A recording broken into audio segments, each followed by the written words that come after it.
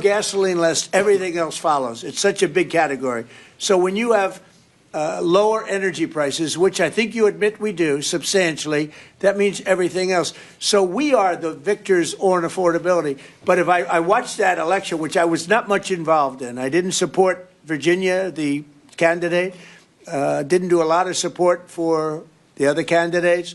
They asked me about Cuomo, and I said, well, it's a question, do you want a thug or do you want a communist? I mean, that was my response. So I wasn't involved in that stuff too much. But I will say this, if you look at affordability, which they campaigned on, they lied because they talked about, oh, prices are up. No, prices are down under the Trump administration, and they're down substantially. Energy prices are down by 30, 35, 40%. Gasoline is way down.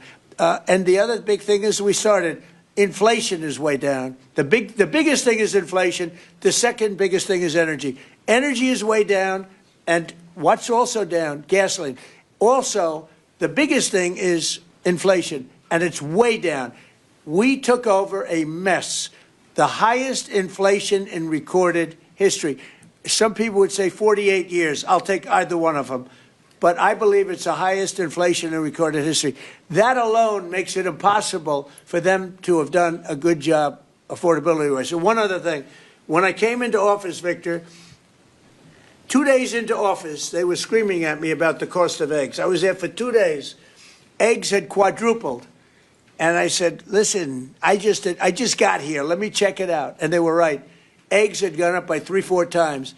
Within a period of a few months, we had eggs down to a normal cost. We did a great job on groceries and affordability. The only problem is the fake news. You people don't want to report it. And, in fact, I'd like to ask Karoline. Where's Karoline? I'd like to ask Karoline a question. Where is she? Did she? Uh-oh. She deserted us. She deserted me. Our great Karoline superstar deserted me. Anyway, she's right outside.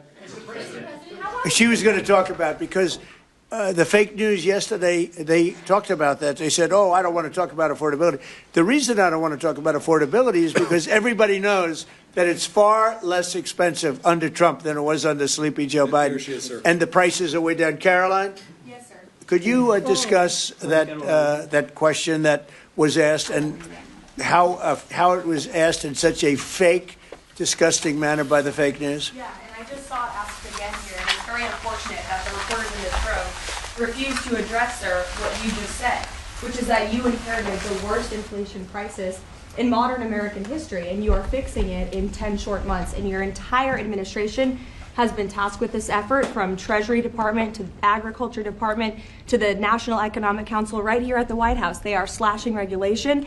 He signed the largest middle-class tax cut in 6 months. In 6 months, in record time, putting more money back into the American people's pockets. So affordability is what the American people elected this president to do, and he is doing it, and you guys refuse to cover it, and you refuse to cover that the previous administration created the worst unaffordability crisis in American history. And I've been watching the TV all day saying that he doesn't want to talk about affordability. That's what he's working on every day, and that's what this administration is doing. Right now. But you know why they refuse to cover it? Can I because they're fake news. That's why. Go ahead. Can I get her someone? Sure.